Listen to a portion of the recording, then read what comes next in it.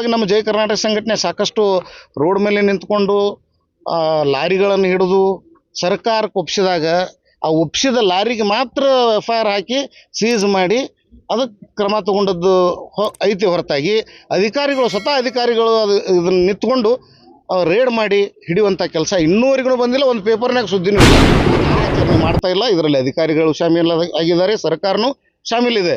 ಆ ಸರ್ಕಾರ ಶಾಮೀಲ್ ಇಲ್ಲ ಅನ್ನೋದನ್ನು ಗುರುತುಪಡಿಸ್ಬೇಕಾದ್ರೆ ಈಗೇನು ನಾವು ಜಿಲ್ಲಾಧಿಕಾರಿಗಳಿಗೆ ಇದ್ರ ಕುರಿತಾಗಿ ನಾವು ಮನವಿಯನ್ನು ಕೊಟ್ಟಿದ್ದೀವಿ.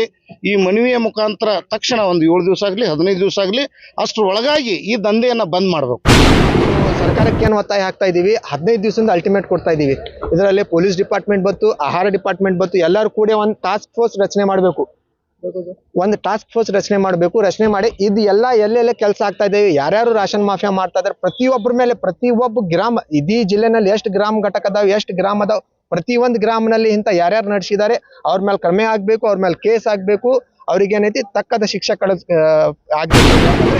ಇದ್ರ ವಿರುದ್ಧ ಕಾರ್ಯಾಚರಣೆ ಮಾಡಿ ತಪ್ಪಿತಸ್ಥರನ್ನ ಹಿಡಿದು ಅವ್ರನ್ನೆಲ್ಲ ಒಳಗೆ ಹಾಕಿ ಆ ದಂಡ ಕಟ್ಟಬೇಕು.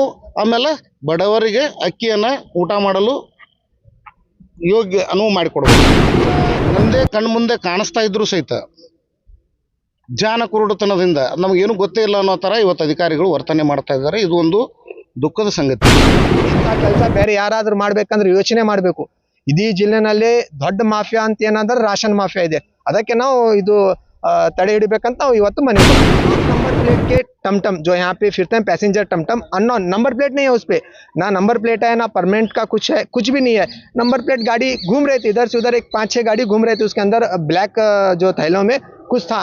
तो एक ब्रेकर से गाड़ी जो है थोड़ा ऊपर उड़ने के बाद वहाँ पे चावल गिरने पर वो गाड़ी अनकंट्रोल होके थोड़ा हादसा होने का हमें अंदेशा लगा। तो हम वहाँ पे ग्राम जो हमारे साथ जो गाँव वाले हैं उनसे डिस्कस करें, तो हमें पूछे उनको ये ऐसा कैसा जा रहा कौन है। वो बोले कि यहाँ पे एक बड़ा चावल माफिया है। तो ऐसा के जो MD है और TV1 इंडिया के जो स्टेट करप्शन है वो कॉल किए, किसे आहार इलाके को कॉल किए, मैम हमारे को वहाँ पे कोई मैडम थी, उनसे बात किया कि हमारे को ऐसा ऐसा एक इंटीमेशन है, हम जा रहे हैं, आपको भी हम इन्फॉर्म कर रहे हैं, आप भी इसका जो भी है अलर्ट में ही हम लोकेशन सेंड करेंगे। बोले वो बोले हम तालीकोट में हैं, आप ये करो, मैं ये करूंगी, लेकिन आपको खुद डिपार्टमेंट में जाके आप वहाँ का वीडियो वगैरह कर लेके डिपार्टमेंट में जाके प्रूफ दे दो, मैं भी वहाँ पे इंटीमेशन करूंगी, बोल के हमारे को इंटीमेशन दे दे।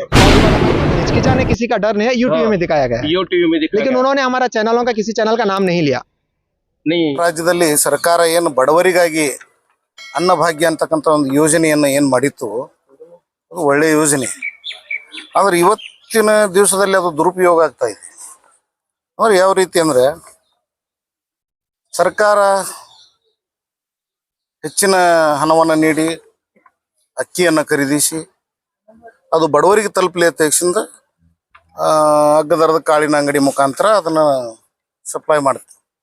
ಆದರೆ ಇವತ್ತು ಏನಾಗಿಬಿಟ್ಟಿದೆ ಅಂದರೆ ಅದು ಕಾಳಸಂತೆಯಲ್ಲಿ ಮಾರಾಟವಾಗುವಂಥ ದಿನನಿತ್ಯ ಇವತ್ತು ನೋಡ್ತಾ ಇದ್ದೀವಿ ನಾವು. ಪ್ರತಿಯೊಂದು ಹಳ್ಳಿ ಒಳಗೂ ಆಟೋಗಳನ್ನು ತೆಗೆದುಕೊಂಡು ಬಂದಿಂದ ಅದನ್ನೆಲ್ಲ ಅಕ್ಕಿ ಅವರು ಬಡವರು ಹೆಚ್ಚಿನ ರೊಕ್ಕ ಕೊಡ್ಸಿಂದು ಅಕ್ಕಿ ಖರೀದಿ ಮಾಡಕತ್ತಾರೆ. ಅಕ್ಕಿ ಖರೀದಿ ಮಾಡಿ ಅದನ್ನು ನಾವು ಕರ್ನಾಟಕದಲ್ಲಿ ಹಿಡದೆ ಬೇರೆ ಬೇರೆ ರಾಜ್ಯಗಳಿಗೆ ಸಪ್ಲೈ ಮಾಡಕತ್ತಾರೆ. ಇದ್ರ ಕುರಿತಾಗಿ ನಾವು ಸಾಕಷ್ಟು ಸಲ ದೊಡ್ಡ ದೊಡ್ಡ ಲಾರಿಗಳನ್ನ ಹಿಡಿದು ಸರ್ಕಾರಕ್ಕೆ ಒಪ್ಪಿಸೋ, ನಾವು ಒಪ್ಪಿಸಿದಂಥ FIRs ಕೂಡ ಮಾಡಿಸಿದ್ದೀವಿ, ಗಾಡಿ ಸೀಸ್ ಮಾಡಿಸಿದ ನಂತರನೂ ಇವೆಲ್ಲ ಅವ್ಯವಹಾರ ನಡೀತಾನೆ ಇದೆ, ಯಾವುದಕ್ಕೂ ನಿರ್ಬಂಧ ಇಲ್ಲ. ದಿನಂಪ್ರತಿ ಸಾರ್ವಜನಿಕರು ಹೋಗ್ತಾ ಇರುವಂಥ ಲಾರಿಗಳನ್ನು ತಡೆದು ಅದನ್ನು ಮಾಡೋದ್ರಿಂದ ಈಗಿನ ಅಧಿಕಾರಿಗಳು ಕೂಡ ಏನು ಮಾಡಕತ್ತಾರೆ ಅಂದ್ರೆ ಸಾರ್ವಜನಿಕರು ತಮ್ಮ ಹಿತಾಸಕ್ತಿಗಾಗಿ ಸಂಘಟನೆಗಳು ಒಳ್ಳೆ ಜನರಿಗೆ ಒಳ್ಳೇದಾಗ್ಲಿ ಅಂತೇಳಿ ಅವ್ರನ್ನ ತರಬಿದ್ರೆ ಅವ್ರ ಮೇಲೆಲ್ಲ ದರೋಡೆ ಕೇಸ್ ಹಾಕುವಂಥ ಲೆಕ್ಕ ಇವತ್ತು ಸರ್ಕಾರ ಮಾಡ್ತಾ ಇದೆ. ಅಂದ್ರೆ ಕಣ್ಣು ಮುಂದೆನೆ ಇವತ್ತು ಸಾಕಷ್ಟು ಸಾಕ್ಷ್ಯಾಧಾರಗಳು ನಮ್ಮ ಮಂತಿಲ್ಲ ಅದಾವೆ. ಅಕ್ಕಿಯನ್ನು ಯಾವ ರೀತಿಯಾಗಿ ಮಾರಾಟ ಮಾಡಕತ್ತಾರೆ, ಪ್ರತಿ ಹಳ್ಳಿಗಳಿಗೆ ಹೋಗಿ ಆಟೋಗಳನ್ನು ತಗೊಂಡು ಯಾವ ರೀತಿಯಾಗಿ ತುಂಬಲಾಕತ್ತಾರೆ. ಇದಕ್ಕೆ ಉದಾಹರಣೆ ಬಸವನ ಬಾಗೇವಾಡಿ ತಾಲೂಕ ಇಂಗ್ಲೇಶ್ವರ ಗ್ರಾಮದೊಳಗನ ಈಗ ಮೊನ್ನೆ ಪ್ರತಿಯೊಂದು ಸಾಕ್ಷ್ಯ ಸಮೇತವಾಗಿನೂ ಪ್ರೂಫ್ಗಳದಾವೆ. ಮತ್ತು ಈ ರೀತಿ ನಡೀತಾ ಇದ್ದಾಗ ಸರ್ಕಾರದಲ್ಲಿರ್ತಕ್ಕಂಥ ನೇತಾರರಾಗ್ಲಿ ಅಥವಾ ಅಧಿಕಾರಿಗಳಾಗ್ಲಿ ಯಾಕೆ ಕಣ್ಣು ಮುಚ್ಕೊಂಡು ಕೂತಾರ ಗೊತ್ತಾಗಲ್ದು. ಇದು ಹಿಂಗೆ ನಡೆದ್ರೆ ಮತ್ತು ಯೋಜನೆಗಳು ಯಾವ ರೀತಿಯಾಗಿ ಜನರಿಗೆ ತಲುಪಬೇಕು, ಇದು ತಲುಪ್ತಾನೆ ಇಲ್ಲ. ಮತ್ತು ಹಿಂಗಾದ್ರೆ ಹೆಂಗ್ರಿ ಇದು? ಇದಕ್ಕೆ ನಾವು ಹೇಳಕತ್ತೀವಿ, ಜಯ ಕರ್ನಾಟಕ ಸಂಘಟನೆಯಿಂದ ಒಂದು ಒತ್ತಾಯ ನಾವು ಏನು ಮಾಡಾಕತ್ತೀವಪ್ಪ ಅಂದ್ರೆ ಇವತ್ತು ನಾವು ಮನವಿ ಕೊಡಾಕತ್ತೀವಿ. ಏನಪ್ಪಾ ಅಂದ್ರೆ ಇನ್ನು ಮುಂದೆ ತಕ್ಷಣದಲ್ಲಿ ಇನ್ನೊಂದು ವಾರ ತಗೋರಿ 15 ದಿವಸ ಟೈಮ್ ತಗೊಂಡು ತಕ್ಷಣಕ್ಕೆ ಇದು ಸ್ಟಾಪ್ ಆಗ್ಬೇಕು. ಸ್ಟಾಪ್ ಆಗದೆ ಇದ್ರೆ ಈ ಅಧಿಕಾರಿಗಳು, ಸಂಬಂಧಪಟ್ಟ ಅಧಿಕಾರಿಗಳು ಇದರಲ್ಲಿ ಶಾಮೀಲ್ ಅದಾರ ದೇಶದಿಂದ ಸಾಕ್ಷಿ ಆಗುತ್ತೆ. ತಕ್ಷಣಕ್ಕೆ ಅವ್ರು ಆಕ್ಷನ್ ತಗೋಬೇಕು. ಅದಕ್ಕೆ ನಾವು ತಮಗಾಗ್ಲಿ ಮುಖ್ಯಮಂತ್ರಿಗಳ ತನೂ ಹೋಗುವಂಗ ನಾವು ಲೆಟರ್ನ ರೆಡಿ ಮಾಡಿ, ಪತ್ರವನ್ನು ರೆಡಿ ಮಾಡಿ ತಮಗೆ ನಾವು ಕೊಡ್ತಾ ಇದೀವಿ. ಸಂಬಂಧಪಟ್ಟ ಜಿಲ್ಲಾಧಿಕಾರಿಗೂ ನಾವು ಕೊಡಾಕತ್ತೀವಿ. ಇದ್ರದ್ದು ಇನ್ನೊಂದು ತಮ್ಮ ಗಮನಕ್ಕೆ ಇರ್ತೀವಿ ಸರ್, ನಮ್ಗೆ ಇಂಟಿಮೇಶನ್ ಬಂದಿತ್ತು ಸೋ ಅಂಡ್ ಸೋ ಇಂಗ್ಲೇಶ್ವರ್ ಗ್ರಾಮದಲ್ಲಿ ಈ ತರ ಅಕ್ಕಿ ಲಾರಿ ಮತ್ ಇದು ಇದೆ ಅಂತ ನಮ್ಗೆ ಗಮನಕ್ಕೆ ಬಂತು. ಆಹಾರ ಇಲಾಖೆ ಅಧಿಕಾರಿದವ್ರಿಗೆ ಫೋನ್ ಮಾಡಿದ್ರೆ ಅವ್ರು ಔಟ್ ಆಫ್ ಸ್ಟೇಷನ್ ಇದೀನಿ, ಸಂಬಂಧಪಟ್ಟದ್ ನಾನು ಅಲ್ಲಿ ಬರಕ್ ಆಗಲ್ಲ, ನೀವು ಸ್ಟೇಷನ್ಗೆ ಹೋಗ್ರಿ ಅಂದ್ರು. ಸ್ಟೇಷನ್ಗೆ ಹೋದ ನಂತರ ಸಿರಸ್ದಾರ್ ಅವ್ರಿಗೆ ಭೇಟಿ ಆಗಂತ ಹೇಳಿದ್ರು. ಸಿರಸ್ದಾರ್ ಅವ್ರು ಔಟ್ ಆಫ್ ಕವರೇಜ್ ಇದ್ರು. ಸ್ಟೇಷನ್ಗೆ ಹೋಗ್ರಿ ಅಂತೇಳಿ CPI ಸಾಹೇಬ್ರು ಏನ್ ಹೇಳಿದ್ರು, ಇಲ್ಲ ಇದು ನಮ್ಮ ಅಂಡರ್ ಬರಂಗಿಲ್ಲ, ನೀವು ಆಹಾರ ಇಲಾಖೆ ಸಂಬಂಧಪಟ್ಟದ ಅಧಿಕಾರಿದವ್ರು ಬಂದು ಲೆಟರ್ ಬರ್ಬೇಕು, ಕೇಸ್ ಕೊಡ್ಬೇಕು, ಅವಾಗೆ ನಾವು ಹಿಡಿತೀವಿ ಅಂತ ಹೇಳ್ತಾರೆ. ಅಂದ್ರೆ ಓಪನ್ ಆಗಿ ಇವ್ರು ಮಾಡಿದ್ರ ಅವ್ರು ಆ ಇಲಾಖೆದವ್ರು ಸಂಬಂಧಪಟ್ಟಿಲ್ಲ ಅಂದ್ರೆ ಬೇರೆದವ್ರು ಯಾರವ್ರ ಮೇಲೆ ಕೇಸ್ ಮಾಡಕ್ ಬರಂಗಿಲ್ಲ. ಅದಕ್ಕಾಗಿ ನಾವು 3 ಇಲಾಖೆ ಕೂಡಿ ಒಂದು ನೀವು ಟಾಸ್ಕ್ ಫೋರ್ಸ್ ಮಾಡಿ ಕೇಸಿಂದ ಇದಕ್ಕೆ ಸ್ಪೆಷಲಿ ಈ ದಂಧೆಗೆ ನೀವು ಬಂದ್ ಮಾಡಿಸ್ಬೇಕು. ಅದಕ್ಕೆ ಹಾಗೆ ನಿಮ್ಗೆ 15 ದಿವಸ ತನಕ ಇದು ಏನೈತಿ ಇದು ಮಾಡ್ಬೇಕು ಸರ್. ಒಂದ್ ವೇಳೆ 15 ದಿವಸನಾಗ ಟಾಸ್ಕ್ ಫೋರ್ಸ್ ಅದ್ರ ಬಗ್ಗೆ ಚರ್ಚೆ ಮಾಡ್ಕೊಂಡು ಇದು ರಚನೆ ಮಾಡಿಲ್ಲ ಅಂದ್ರೆ ನಾವು ಇದಕ್ಕೆ ಉಗ್ರ ಹೋರಾಟ ಮಾಡ್ತೀವಿ. ಸಂಬಂಧಪಟ್ಟದ ಕಚೇರಿಗೆ ನಾವು ಮುತ್ತಿಗೆ ಹಾಕ್ತಿವಿ. ಇಡೀ ಜಿಲ್ಲೆನಲ್ಲಿ ರಾಜ್ಯದಂತ ನಾವು ಹೋರಾಟ ಮಾಡ್ತೀವಿ ಸರ್.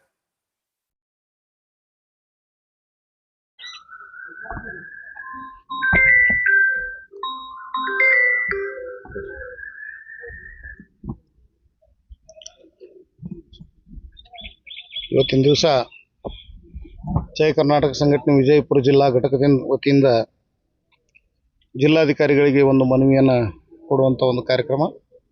ವಿಷಯ ಏನಪ್ಪ ಅಂದ್ರೆ, ಸರ್ಕಾರದ ಯೋಜನೆ ಅತ್ಯುನ್ನತ ಮಹತ್ವದ ಯೋಜನೆಯಾಗಿರ್ತಕ್ಕಂಥ ಅನ್ನಭಾಗ್ಯ ಯೋಜನೆಯಲ್ಲಿ ಆಗಿರುವಂಥ ಭ್ರಷ್ಟಾಚಾರದ ಕುರಿತು. ಅನ್ನಭಾಗ್ಯ ಯೋಜನೆಯಲ್ಲಿ ಇವತ್ತು ಬಡವರ ಹೊಟ್ಟೆ ತುಂಬಿಸುವ ಸಲುವಾಗಿ ಅಕ್ಕಿಯನ್ನು ವಿತರಣೆ ಮಾಡ್ತಾಯಿದ್ರು. ಆ ಅಕ್ಕಿಯನ್ನು ಇವತ್ತು ಕಳ್ಳದಂಧೆಯಲ್ಲಿ ಮಾರಾಟ ಮಾಡುವಂಥ ಸಾಕಷ್ಟು ಸಾಕ್ಷ್ಯಾಧಾರಗಳು ಇವತ್ತು ನಮ್ಮ ಜಯ ಕರ್ನಾಟಕ ಸಂಘಟನೆಗೆ ಲಭ್ಯವಾಗಿವೆ. ಕಾರಣ, ಈ ಯೋಜನೆ ಬಡವರ ಯೋಜನೆ ಆಗಿದ್ದರೂ ಕೂಡ ಇದು ಈ ರೀತಿಯಾಗಿ ಕಳ್ಳಸಂತೆಯಲ್ಲಿ ಮಾರಾಟವಾಗುವುದು ಇದು ಸರ್ಕಾರದ ಅಜಾಗರೂಕತೆ ಮತ್ತು ಅಧಿಕಾರಿಗಳ ನಿರ್ಲಕ್ಷ್ಯ ಅಂತಲೇ ಹೇಳ್ಬೋದು. ಮೋಸ್ಟ್ಲಿ ನನಗನ್ನಿಸ್ತದ ಅಧಿಕಾರಿಗಳು ಇದರಲ್ಲಿ ಶಾಮೀಲಾಗಿರಬೇಕು ಅಂತೇಳಿ. ಅಧಿಕಾರಿಗಳು ಶಾಮೀಲ್ ಅದಲ್ಲೇ ಇವತ್ತು ನಾವು ಫೋನ್ ಮುಖಾಂತರ ಅವ್ರನ್ನ ಸಂಪರ್ಕ ಮಾಡಿದ್ರು ಸಹಿತ ನಾವು ಅಲ್ಲಿದ್ದೀವಿ ಇಲ್ಲಿದ್ದೀವಿ ಅಂತ ಹೇಳ್ತಾರೆ. ಇಂಥ ದಂಧೆ ಕಣ್ಮುಂದೆ ಕಾಣಿಸ್ತಾ ಇದ್ರು ಸಹಿತ ಜಾನ ಕುರುಡುತನದಿಂದ ನಮಗೇನು ಗೊತ್ತೇ ಇಲ್ಲ ಅನ್ನೋ ಥರ ಇವತ್ತು ಅಧಿಕಾರಿಗಳು ವರ್ತನೆ ಮಾಡ್ತಾ ಇದ್ದಾರೆ. ಇದು ಒಂದು ದುಃಖದ ಸಂಗತಿ. ಯಾಕಂದರೆ ಬಡವರ ಹಸಿವನ್ನು ನೀಗಿಸಲು ಮಾಡಿರ್ತಕ್ಕಂಥ ಯೋಜನೆ ಇವತ್ತು ಬಡವರಿಗೆ ಅನ್ಯಾಯ ಮಾಡಿ ಅವ್ರ ಹತ್ರನ ಹೋಗಿ ಹೆಚ್ಚಿನ ಹಣ ಕೊಟ್ಟು ಖರೀದಿ ಮಾಡಿ ಬೇರೆ ರಾಜ್ಯಗಳಿಗೆ ಇವತ್ತು ಸಾಗಣೆ ಮಾಡ್ತಾ ಇರೋದು ಎಂಥ ಒಂದು ದುರದೃಷ್ಟಕರ ಸಂಗತಿ. ಇದರ ಫಲವಾಗಿ ನಮ್ಮ ಜಯ ಕರ್ನಾಟಕ ಸಂಘಟನೆ ಸಾಕಷ್ಟು ರೋಡ್ ಮೇಲೆ ನಿಂತ್ಕೊಂಡು ಲಾರಿಗಳನ್ನು ಹಿಡಿದು ಸರ್ಕಾರಕ್ಕೆ ಒಪ್ಪಿಸಿದಾಗ ಆ ಒಪ್ಪಿಸಿದ ಲಾರಿಗೆ ಮಾತ್ರ FIR ಹಾಕಿ ಸೀಸ್ ಮಾಡಿ ಅದಕ್ಕೆ ಕ್ರಮ ತಗೊಂಡದ್ದು ಐತಿ ಹೊರತಾಗಿ ಸ್ವತಃ ಅಧಿಕಾರಿಗಳು ಇದನ್ನು ನಿಂತ್ಕೊಂಡು ರೇಡ್ ಮಾಡಿ ಹಿಡಿಯುವಂಥ ಕೆಲಸ ಇನ್ನೂವರೆಗೂ ಬಂದಿಲ್ಲ. ಒಂದು ಪೇಪರ್ನಾಗ ಸುದ್ದಿನೂ ಇಲ್ಲ. ನಾವು ಹಿಡಿದು ಕೊಟ್ಟಾಗ ಮಾತ್ರ ಇವರು ತಾವು ಪೇಪರ್ನಾಗ ಸುದ್ದಿ ಹಾಕೋತಾರೆ ಹೊರತಾಗಿ ಸ್ವತಃ ಕಾರ್ಯಾಚರಣೆ ಮಾಡ್ತಾ ಇಲ್ಲ. ಇದರಲ್ಲಿ ಅಧಿಕಾರಿಗಳು ಶಾಮೀಲ್ ಆಗಿದ್ದಾರೆ, ಸರ್ಕಾರನೂ ಶಾಮೀಲಿದೆ. ಆ ಸರ್ಕಾರ ಶಾಮೀಲ್ ಇಲ್ಲ ಅನ್ನೋದನ್ನು ಗುರುತುಪಡಿಸ್ಬೇಕಾದ್ರೆ ಈಗೇನು ನಾವು ಜಿಲ್ಲಾಧಿಕಾರಿಗಳಿಗೆ ಇದ್ರ ಕುರಿತಾಗಿ ನಾವು ಮನವಿಯನ್ನು ಕೊಟ್ಟಿದ್ದೀವಿ. ಈ ಮನವಿಯ ಮುಖಾಂತರ ತಕ್ಷಣ ಒಂದು 7 ದಿವಸ ಆಗಲಿ 15 ದಿವಸ ಆಗಲಿ ಅಷ್ಟರೊಳಗಾಗಿ ಈ ದಂಧೆಯನ್ನು ಬಂದ್ ಮಾಡಬೇಕು. ಇದ್ರ ವಿರುದ್ಧ ಕಾರ್ಯಾಚರಣೆ ಮಾಡಿ ತಪ್ಪಿತಸ್ಥರನ್ನ ಹಿಡಿದು ಅವ್ರನ್ನೆಲ್ಲ ಒಳಗೆ ಹಾಕಿ ಆ ದಂಡ ಕಟ್ಟಬೇಕು. ಆಮೇಲೆ ಬಡವರಿಗೆ ಅಕ್ಕಿಯನ್ನು ಊಟ ಮಾಡಲು ಯೋಗ್ಯ ಅನುವು ಮಾಡಿಕೊಡ್ಬೇಕು. 3 ದಿವಸ ಹಿಂದೆ R1 ನ್ಯೂಸ್ ಒಳಗೆ ಒಂದು ಸುದ್ದಿ ಬಂದಿದ್ರಿ. ಇಂಗ್ಲೇಶ್ವರ್ ಗ್ರಾಮದಲ್ಲಿ ನೋಡೇವ್ರಿ ಮೊನ್ನೆ ರಾಷನ್ ಮಾಫಿಯಾ ಇದು ಮಾಡಕತ್ತಿದ್ದು, ಅದಕ್ಕೆ R1 ನ್ಯೂಸ್ ಅವರು ಕವರೇಜ್ ಮಾಡಿದ್ರು. ಮರುದಿವ್ಸ UTV ಒಳಗೆ ಬತ್ತು ಅವ್ರ ರೈತರ ಅದಾರ, ಆ ರೈತರಿಗೆ ಜಯ ಕರ್ನಾಟಕ ವರ್ಕರ್ಸ್ ತೊಂದರೆ ಕೊಡ್ಲಾಕತ್ತಾರತ್ತ ಅವರು ನ್ಯೂಸ್ ಹಾಕ್ಯಾರ. ಇದ್ರ ಬಗ್ಗೆ ನೀವು ಏನು ಮಾತಾಡ್ತೀರಿ? ಏನು ಅದ್ರೊಳಗಿನ ಸಂಘಟನೆ ಹೆಸರೇ ಕೊಟ್ಟಿಲ್ಲಲ್ರಿ ಸರ್. ಸಂಘಟನೆ ಹೆಸರು ಕೊಟ್ಟಿಲ್ಲ. ನಾವು ಸಂಪೂರ್ಣವಾಗಿ ನೋಡಿದೀವಿ. ಅವ್ರು ಏನ್ ಹೇಳ್ಯಾರಪ್ಪ ಅಂದ್ರೆ, ಮಾಧ್ಯಮದವ್ರು ಅದ್ರೊಳಗೆ ಅದಾರ ಬಿಟ್ಟರು ಗೊತ್ತಿಲ್ಲ, ಬಟ್ ಏನ್ ಮಾಡ್ಯಾರಪ್ಪ ಅಂತ ಹೇಳಿದ್ರೆ ಅದು ರೈತರಿಗೆ ತೊಂದರೆ ಕೊಡಾಕತ್ತಾರ ಇವರೆಲ್ಲ ಹಿಡಿದು ಅಂತೇಳಿ ಅನ್ಕೊಂಡಾರ. ಅದು ಯಾರು ರೈತರು ಇಲ್ಲ ಅಲ್ಲಿ. ಸಂಪೂರ್ಣವಾಗಿ ಅವ್ರು ಕೊಡುವಂಥದ್ದು, ಅವ್ರು ಮಾತಾಡುವಂಥದ್ದು ಎಲ್ಲಾನು ನಮ್ಮ ಹಂತಲ್ಲಿ ವಿಡಿಯೋ ಕ್ಲಿಪ್ಸ್ಗಳದಾವ. ಆ ಸಾಕ್ಷ್ಯಾಧಾರ ಇರಲಾರ್ದ ನಮ್ಮವ್ರು ಯಾರು ಕಾರ್ಯಾಚರಣೆ ಮಾಡೋದಿಲ್ಲ. ಮಾಡಿದ್ರು ಸಹ ಅವ್ರು ಏನು ಕೊಟ್ರಲ್ಲ ಅದು ಶುದ್ಧ ಸುಳ್ಳು ಅಂತ ನಾನು ಹೇಳಕ್ ಇಷ್ಟಪಡ್ತೀನಿ. ये इंग्लेश्वर ग्राम वो इन्फॉर्मेशन आपको कहाँ से आती है? कौन लोग हैं जो आपको इन्फॉर्मेशन देते हैं कि ये देखो रोड जी, पर इन्फॉर्मेशन का क्या मतलब नहीं है। जी हाँ, प्रति हर गली में जी फिरता है ऑटो लेके, हाँ हाँ, चावल लेने का, चावल लेने का फिरता है। चावल कहाँ से? हमारा खेत में उगता है क्या? हाँ। नहीं, ये सरकार का योजना का है। योजना गरीबों के लिए बनाए हैं। ये तो व्यापार करता है, व्यापार करके बाहर स्टेट को बेच देता है।